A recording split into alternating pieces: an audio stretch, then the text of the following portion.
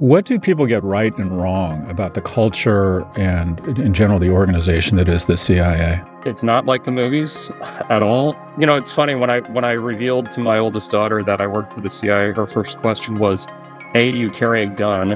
And B, have you ever lowered yourself into a hole on a rope, like Tom Cruise in Mission Impossible? Andy, where does this podcast find you? Arlington, Virginia. So let's bust right into it. You've had a pretty robust career, interesting career, from spending a decade as a U.S. State Department Foreign Service officer at various U.S. embassies in the Middle East to recently retiring from the CIA, where you oversaw operations against foreign cyber threats. And you've also been behind some major U.S. policy decisions.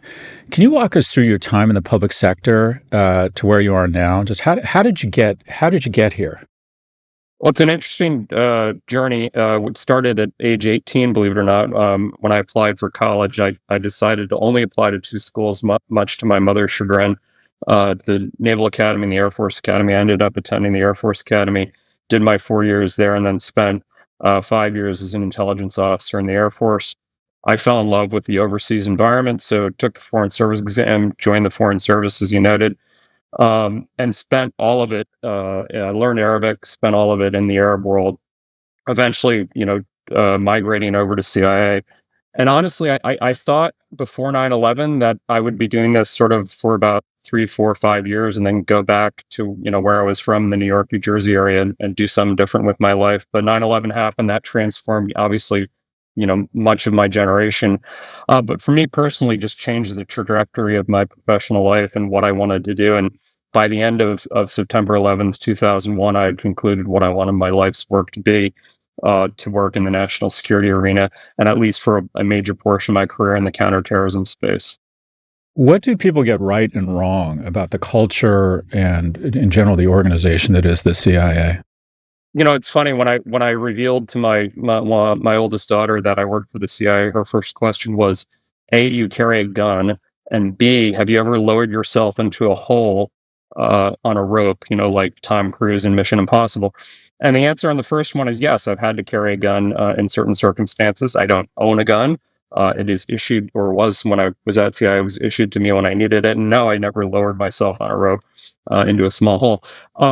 I think the movies have to have a certain trajectory, but if you ever had to pull a gun on an assignment in CIA, that was a very bad day.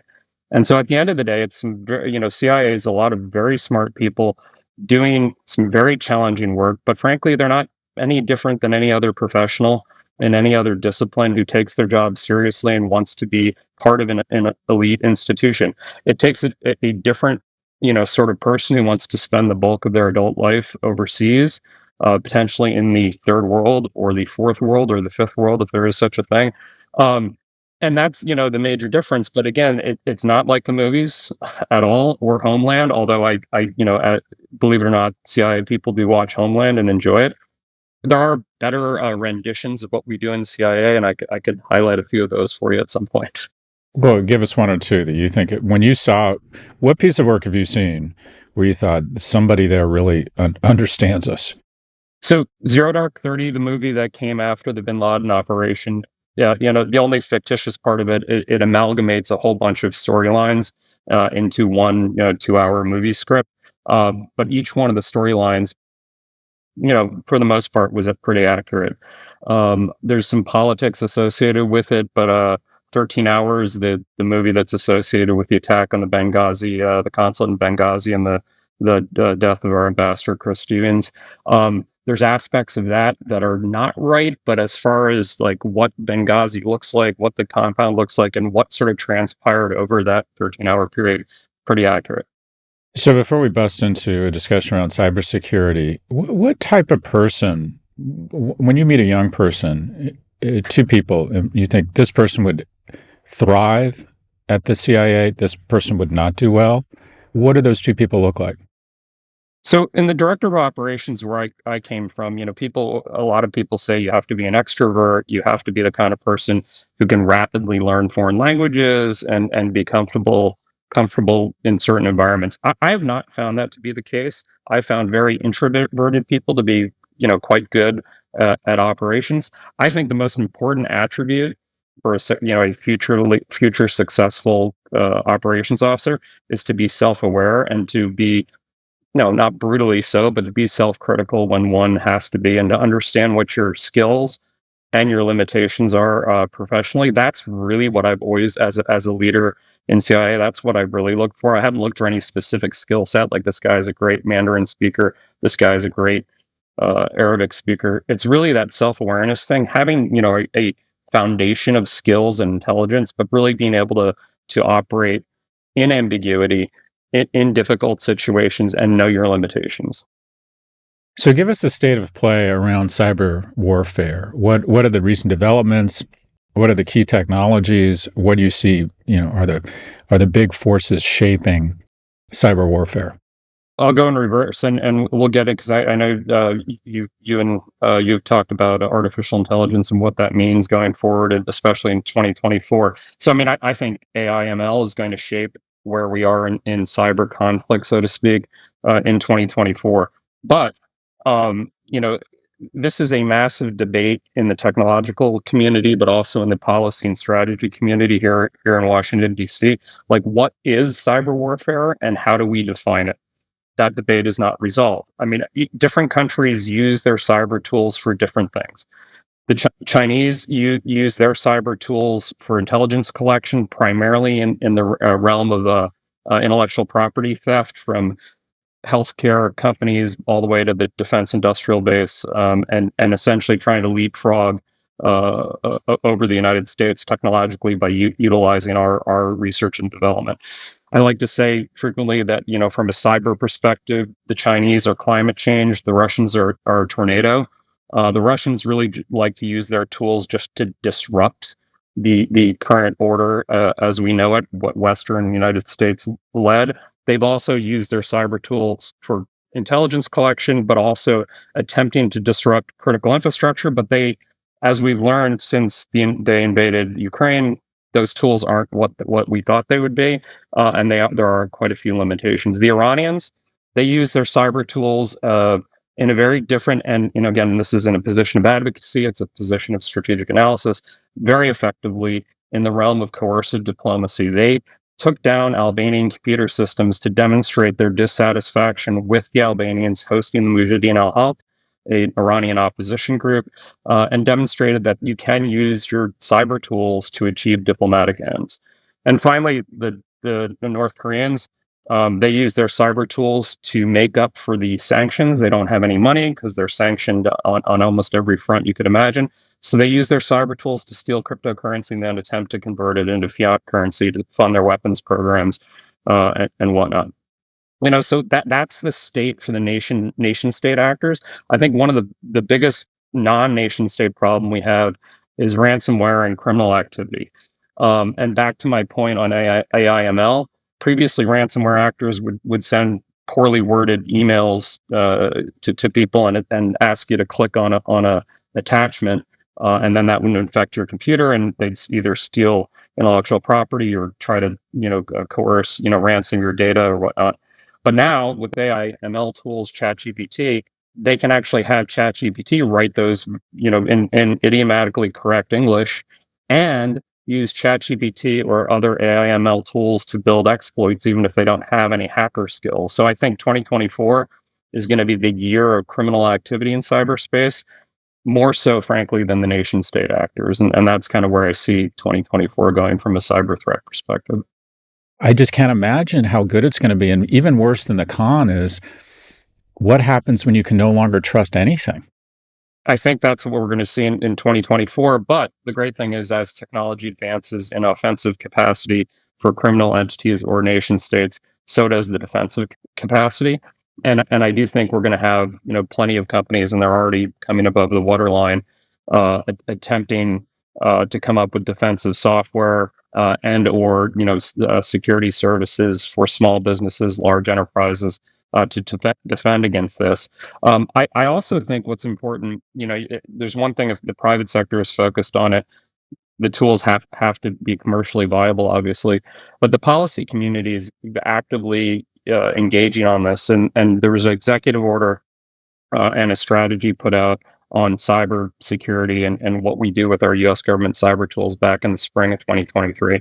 And then late 2023, an AI executive order went out, which I think it's an extremely technical document for a document coming from the White House. But what it demonstrates is a recognition of not only the promise of this sort of technology, but the threat it could pose, not only to the security of your business or the security of other businesses, but also just the entire way we manage our society up to and including disinformation and as it relates to democracy and all the elections around the world in 2024.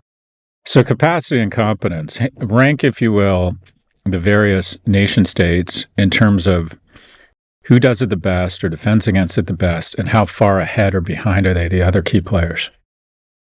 In the context of AI/ML or just cybersecurity writ large? Yes.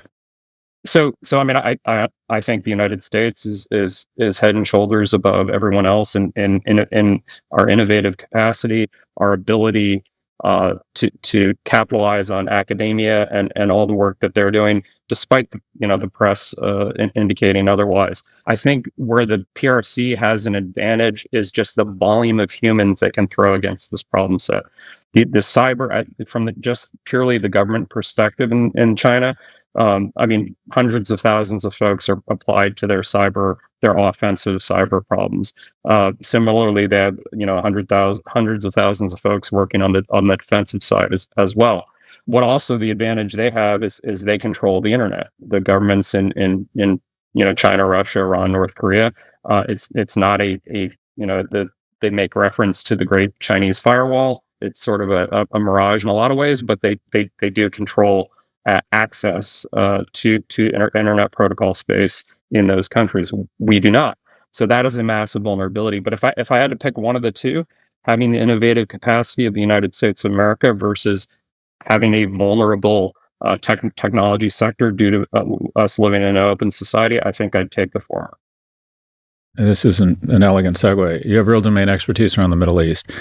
I would just love to get your sense of the state of play, or what you see is happening in the Middle East and what the media is getting wrong, and the role that cybersecurity or AI is playing in the conflict. So October 7th, I mean, I think we'll look back historically, a decade from now as being one of the most critical historical moments in the history of the Middle East, and obviously specifically Israel. As far as the Middle East itself goes, I mean, I think up until October 6th, the Arab world was in a trajectory, slowly but surely, of recognizing the state of Israel. I mean, the Saudis were on the cusp of doing that.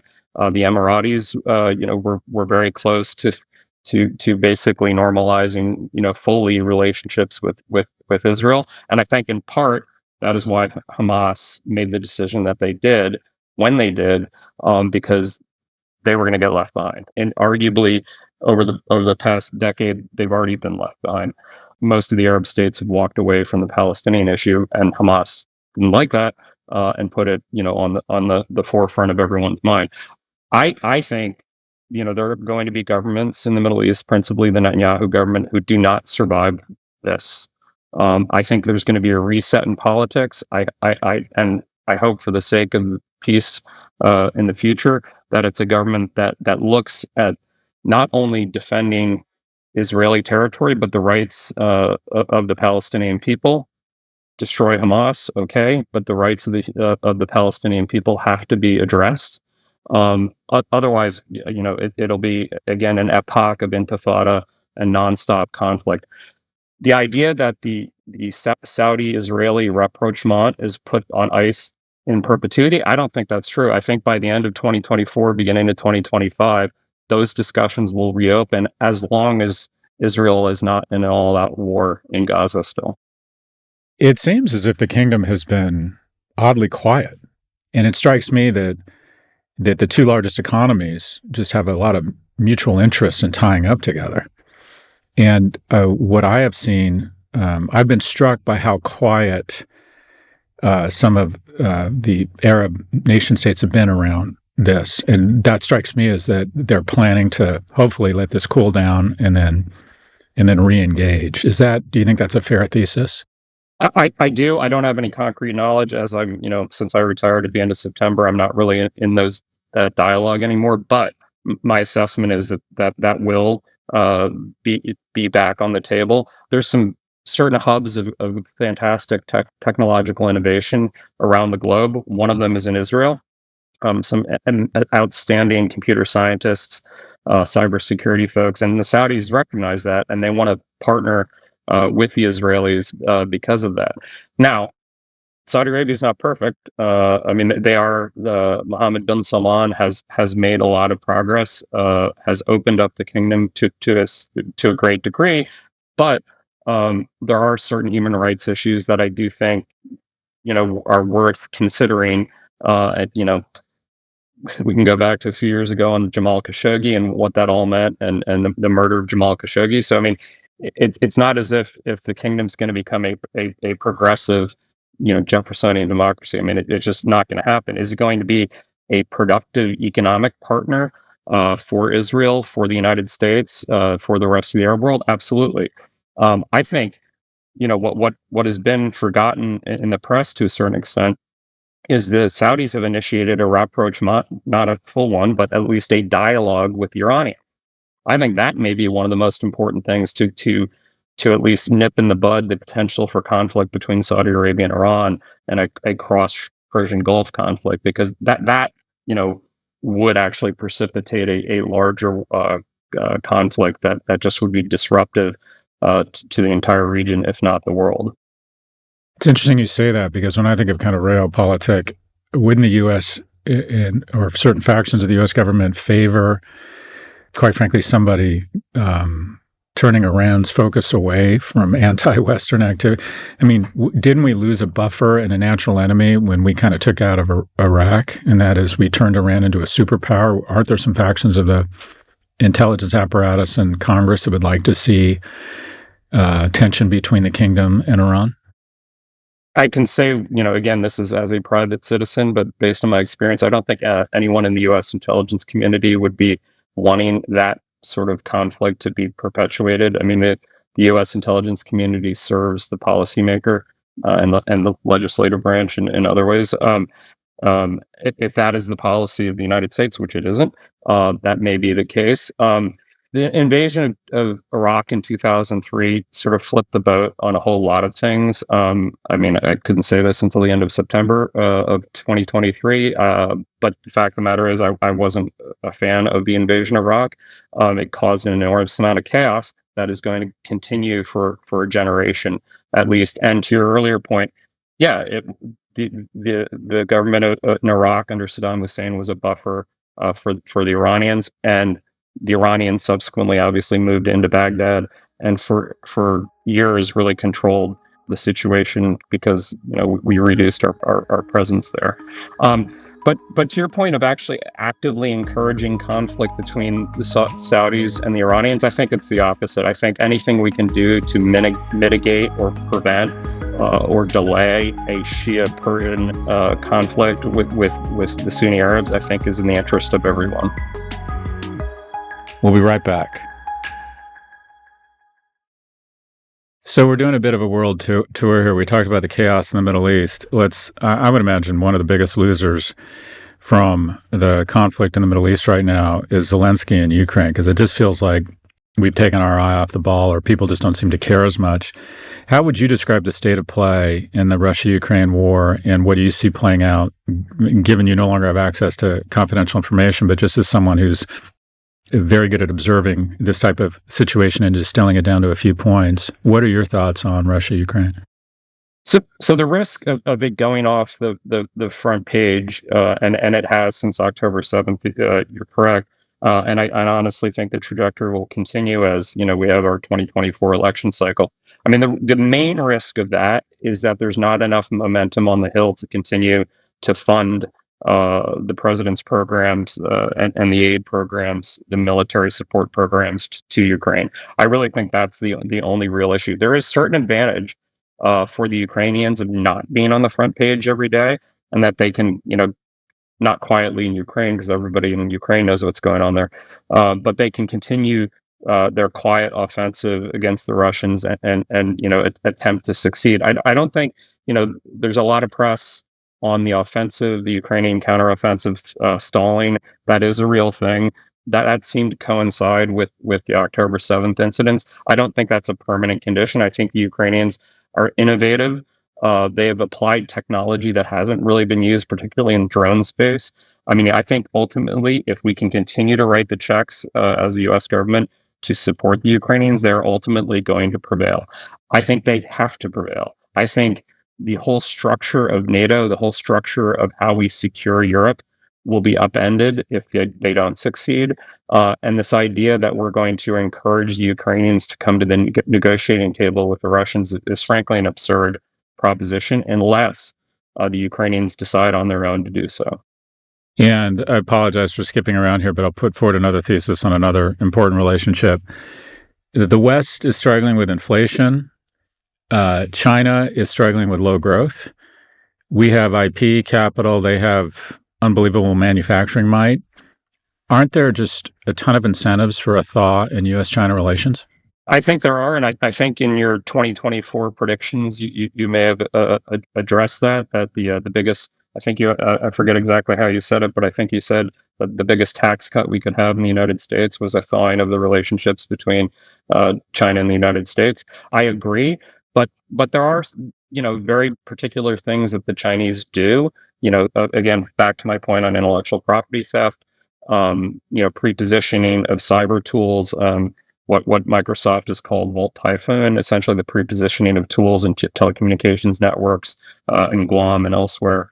I mean, those are all very serious issues that we have to address. But there is some middle ground where we aren't necessarily allies with the PRC, but we're not promoting an adversarial relationship. And I agree with you. There's too much at stake economically. There's too much at stake from just a well-being of our respective societies. And the Chinese economy is in decline, as you've noted, and I think it's probably in their interest as well. Make the case for serving in the agency or more generally public service. You're pitching, a bunch of my students have gone to work for the government and specifically the agency. Make the pitch when you're recruiting talented young people to come to work for the agency or our security apparatus. So I had a wonderful retirement ceremony at the end of September. Bill Burns, the director, hosted it and was the keynote speaker. It was an extraordinary event, and then I was allowed to say my 2 cents. And what I thanked the agency for, and by extension the State Department and the Air Force, the time I spent in the Air Force, was giving me an extraordinary opportunity over the course of 3+ decades to live multiple lifetimes, really. A day in Baghdad was like worth 2 weeks back here in Washington. I mean, the things that I would experience, the things that I would see, just, only an infinitesimally small group of Americans get to experience those. Are they dangerous? Have I lost friends of mine in situations like that? Yes. But that doesn't negate from the impact that it had on my life. So that was the key messages that I wanted people in the audience to have when I retired was just be thankful for being given the opportunity to experience such extraordinary things. What I would say to people like who are in grad school now, and it's a little different where I teach because folks at Hopkins at the School of Advanced International Studies, they all kind of want to go into the government.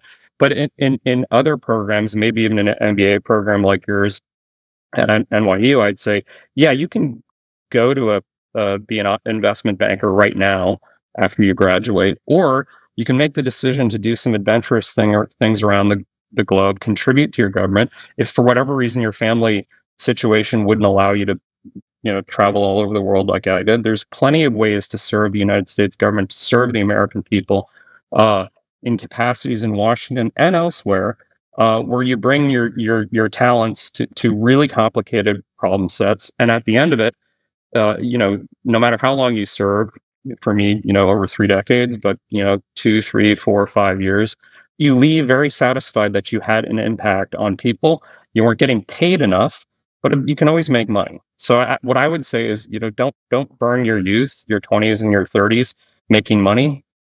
You can make money later. do something that where you really, exercise muscles that you wouldn't exercise otherwise, and give back to your country, and be in a position of federal service, however you define that. Andrew Boyd is a distinguished expert in intelligence, cyber operations, and geopolitics. He most recently served as the director of the CIA Center for Cyber Intelligence, where he oversaw operations against foreign cyber threats. Upon retirement from the CIA, Andy held the rank of Senior Intelligence Service 5, the most senior rank for career CIA professionals. In addition, Andy has earned a number of recognitions, including the Intelligence Medal of Merit and the Presidential Rank Award. He joins us from his home in Arlington. Andy, when I speak to you, I not only feel better about America, I feel safer. Thank you so much for your service. Thank you, Scott, for your time, and I've really enjoyed our conversation.